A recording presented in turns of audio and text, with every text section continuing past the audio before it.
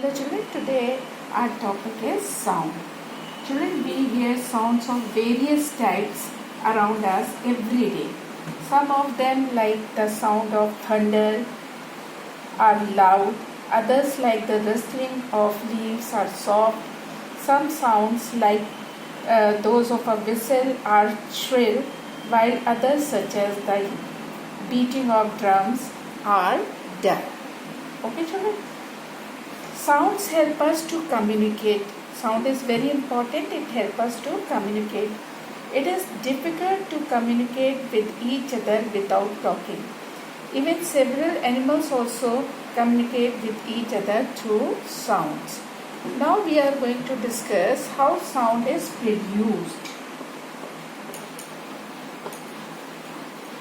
I am going to explain it with the help of an activity. What we will do, tie one end of the rubber band with a nail. Okay, this is rubber band. Now plug the rubber band at a point near its middle. Like from here we are going to plug it. What will happen? The rubber band moves rapidly to and fro from its, this is fixed position. So it will move upside and downside. This is called to and fro movement, to and fro from its fixed mean position. Okay. If we stop the movement with our finger, the sound also stops. We can hear some vibrating sound when it moves to and fro. Okay. When we stop it, the movement, this movement, the sound also stops.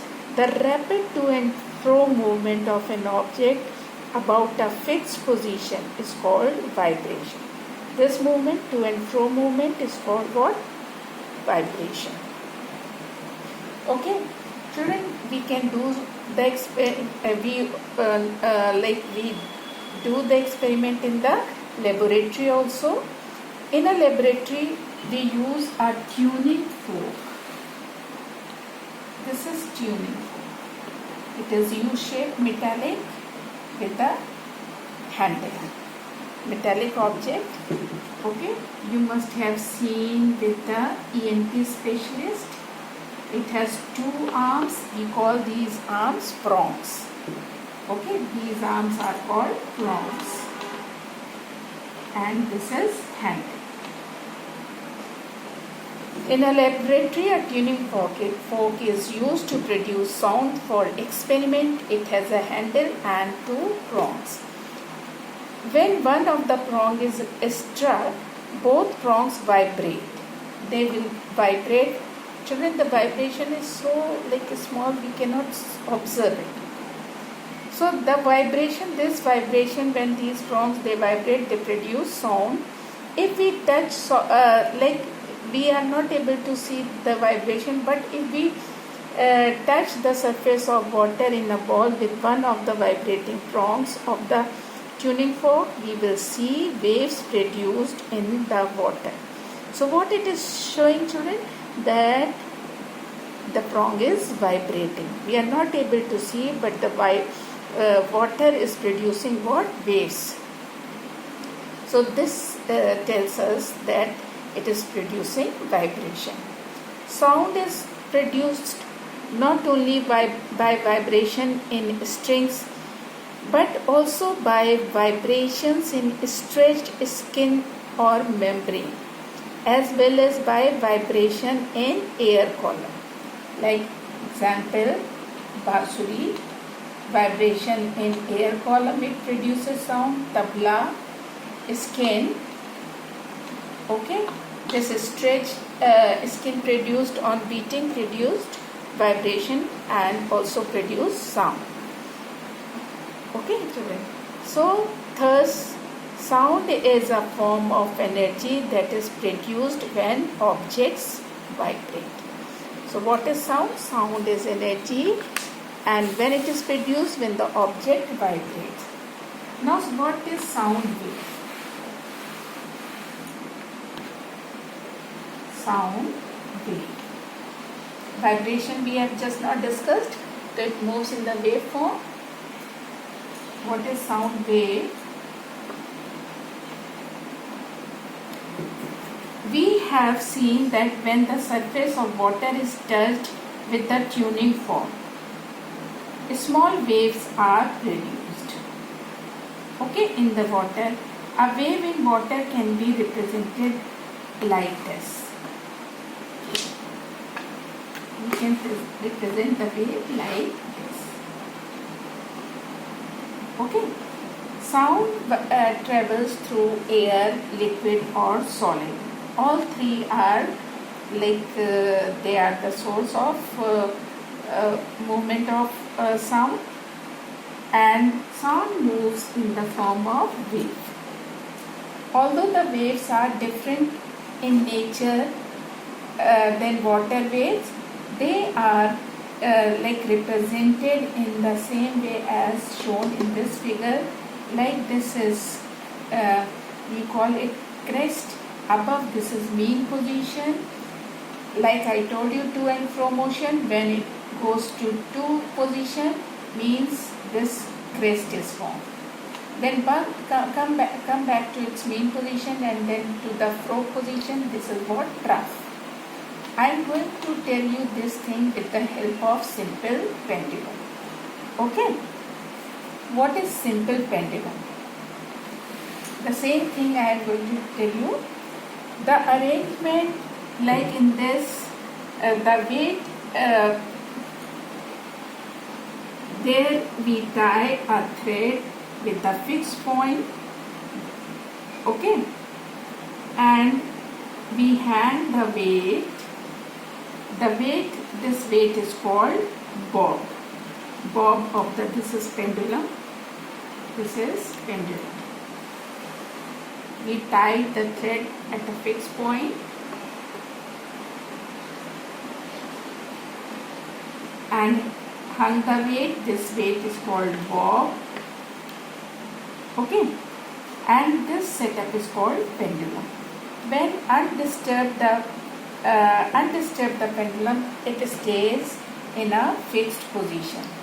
If we give the bob a little push, it performs slow to and fro motion about the mean position. This movement of a pendulum is called oscillation. Like if we push it gently, so it will move this side. This is what to, like in the wave I told you, crest. This is crest.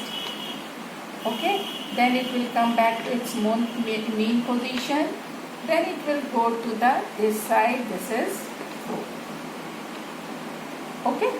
So like this side it will go. This is fro motion. So this motion takes place, and this complete one motion, like this is mean position. When it go from mean position to A position, A to mean, then to B, and then to mean. Okay. So this means this is one oscillation. What I told, A to B position, A position, then to B position, and from B again back to mean position. So this is what one oscillation. And this is the same which I have drawn here. Okay. Now what is amplitude? I am going to tell you with the help of this diagram what is amplitude. Very important to know. These things are related to sound. Amplitude of the sound. The oscillation of a pendulum are small if we give the bob a small push. If we give the bob a stronger push, the oscillations are larger. Like if we are going to push this bob, okay, strongly, then what will happen? It will move far away. Okay.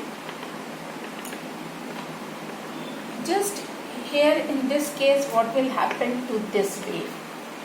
What will happen? This distance is increased. This distance is increased. So here we can see distance like this. So this is amplitude. This is what? Amplitude. The distance covered by bob.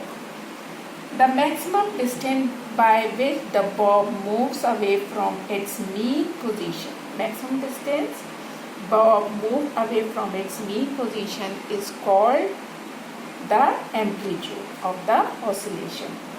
The amplitude of a vibration is the maximum distance by which a vibrating object is displaced from its mean position. Okay children, now we are coming to the time period. Second thing is time period. How much time it takes to complete one oscillation? That is its time period. Okay, the time taken for one complete to and fro movement, the distance covered by the ball as it moves from the central position. Okay, this is central position to the extreme A, back to central position, then to extreme B, okay, on the other side, and then back to its central position. This is what I told you. This is one oscillation. Okay, so time taken to complete one oscillation is called what? Time period. How are we going to define the time period? The time taken by the pendulum for one oscillation is called the time period of the pendulum. Now third thing, we are coming to frequency.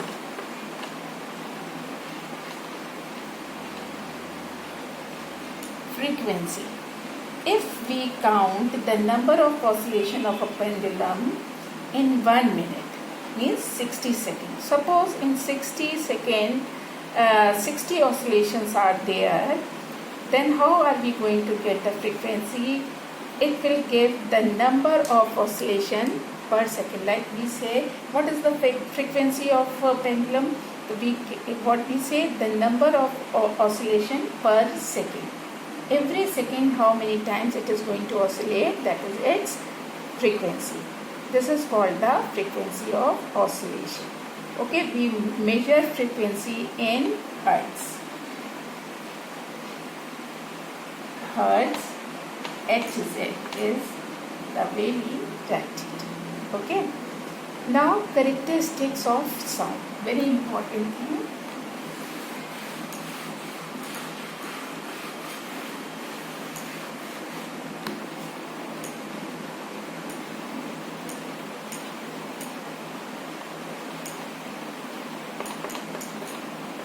Of sound.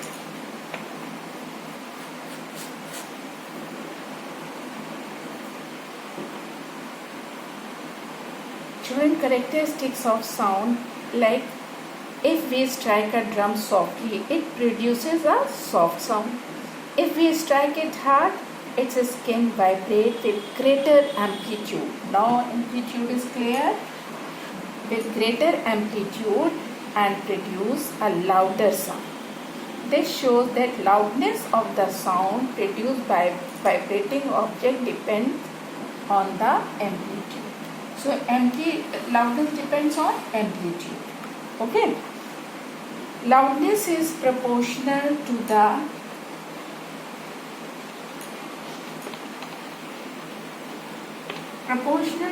amplitude. This is amplitude. Square of the amplitude.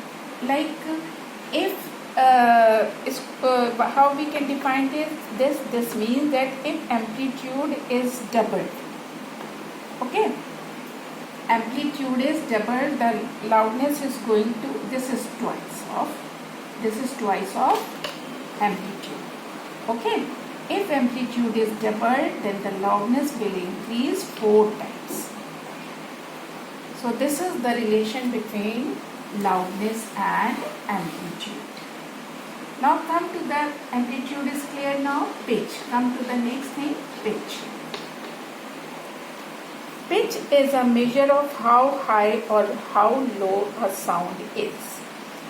A shrill sound has higher pitch than a dull sound. For example, a woman's voice normally has a higher pitch than a man's voice. Okay, the pitch of sound depends on the frequency. So, pitch depends on frequency. Like loudness depends on amplitude, pitch depends on frequency. The higher the frequency, the more high pitched the sound. The frequency of a woman's voice is higher than a man's voice, as I told you already. The thinner wires, children, you have seen wires in the guitar, sitar. There the diameter of the wires are different. Okay, if you have not seen, now you observe it. The thinner wire of a guitar or sitar give out sound of higher pitch than the thicker wire, because thin wires vibrate with great frequency. Okay, the pitch of the sound increases if the wire of a guitar is tightened further. This is true with the skin of tabla also. If we tighten the skin, it produces sound of higher frequency, higher pitch or more frequency would be there. Okay, now come to the quality of the sound. Children, when guitar, sitar, tabla, they are played, we can make out the difference. Which one is the sound of sitar, which one is the sound of guitar or the tabla. Why? This is due to another characteristics of sound known as its quality. Studies show that most vibrating objects do not generate sound of just one frequency. They also simultaneously generate sound of other frequencies also. Okay. When a note is played on sitar, try to understand. When a note is played, any song or any part of the song is played on a sitar, it produces the basic sound, like sa re ga ma pa dha ni, whatever is the basic sound it produces of a certain frequency, and that frequency is called fundamental. That frequency is called fundamental, basic. Okay, as I told you, they produce more other frequencies also. Along with this basic frequency, it produces a mixture of sound of other frequencies, each differing in loudness. Other frequencies, their amplitudes are different. They are called harmonics. So, this harmonics bring the difference in the sound. Okay? Because it is of different amplitude, this harmonics bring like peculiarity in the, like sitar has peculiar sound or guitar has peculiar sound. If the same note, as I told you, like any song, if that the same note is played on guitar, the fundamental would be the same, but the harmonics and their relative loudness would be different. Frequencies and amplitude would be different of guitar. Okay, from sitar. Other, as I told you, in sitar other frequencies are produced and amplitude is produced, different amplitude. Same way in guitar also basics are same, but different frequencies and amplitudes are also produced, that is giving peculiar sound to the guitar. Okay. Thus, the quality of a sound is determined by the frequencies present in it and their relative loudness. Frequencies and relative loudness. What name we have given? Harmonic. And relative loudness. So these two things are different in all the instruments.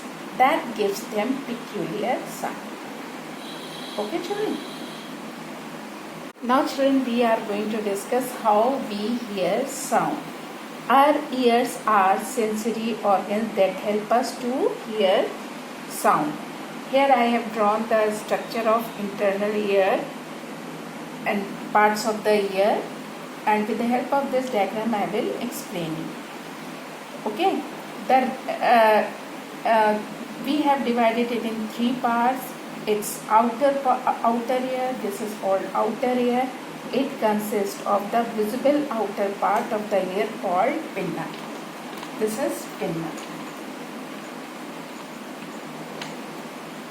Okay, and the ear tube, the eardrum. This is ear tube.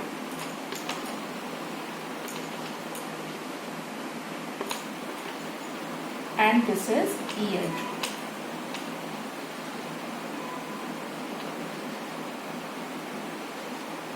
Okay, so outer ear consists of pinna, ear tube and eardrum. The eardrum is a tightly stretched membrane that separates the outer ear from the middle ear. Okay, it is this stretched membrane, it's vibrate. Okay, this is eardrum. Now come to the middle ear. Middle ear consists of very tiny interlocked bones. This is middle ear. This portion is middle ear. Okay. It consists of three bones. They are very tiny bones. Okay. The innermost bone is connected to the inner ear through a tiny window. Okay. This is first bone. This is second bone and this is third bone. Okay, three tiny bones are there in the middle ear. Now come to the inner ear. This is the inner ear. Okay, it consists of coiled tube. Okay, coiled organ of hearing, and we call this coiled hearing organ cochlea. Okay, and semicircular canals, which are organs of balance. These semicircular canals you are seeing, they are for balancing the body, like we stand. Otherwise, if there is any disturbance in this, we can fall also. Okay. Now, as I told you, semicircular canals, which are organs of balance, and then these are auditory nerves. These are nerves, which takes the message from ear to the brain, and we call them auditory nerves. How this function, I am going to tell you. A vibrating object causes air molecules to vibrate. Okay, air molecules to vibrate. When these vibration reaches our ear, okay, this vibrating air reaches to our ear, they are collected by the pinna. Pinna is funnel shaped part. Okay, pinna, and funneled into the ear tube. So this column, air vibrations from air now reach to the ear tube, and these vibrations, they are going to strike the ear drum.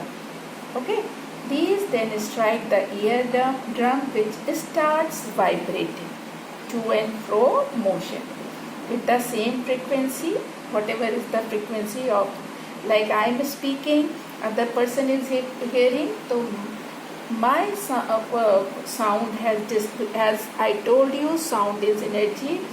It disturbs the air and produces vibration. So these vibrations are collected by ear pinna.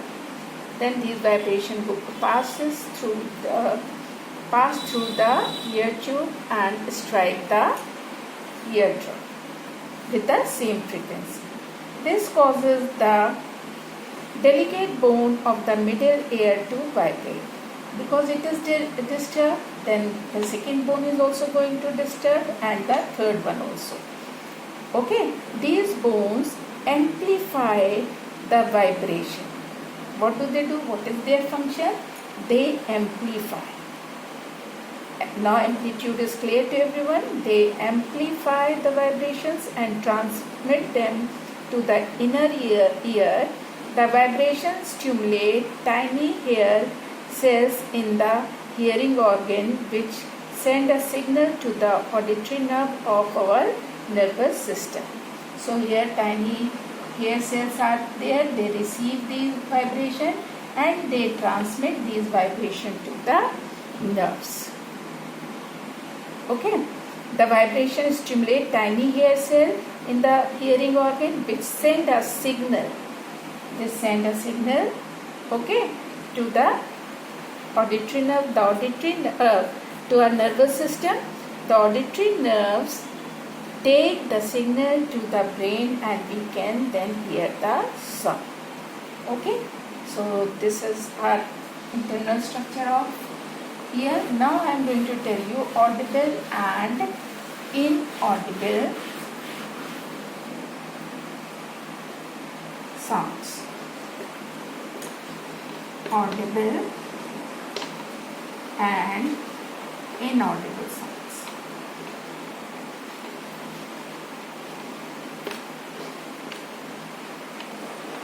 Very interesting. Our ears can hear only sounds with frequencies between 20 Hertz to 20,000 Hertz. Okay, we can hear the frequencies between these two, okay, numbers. This is called the audible frequency range.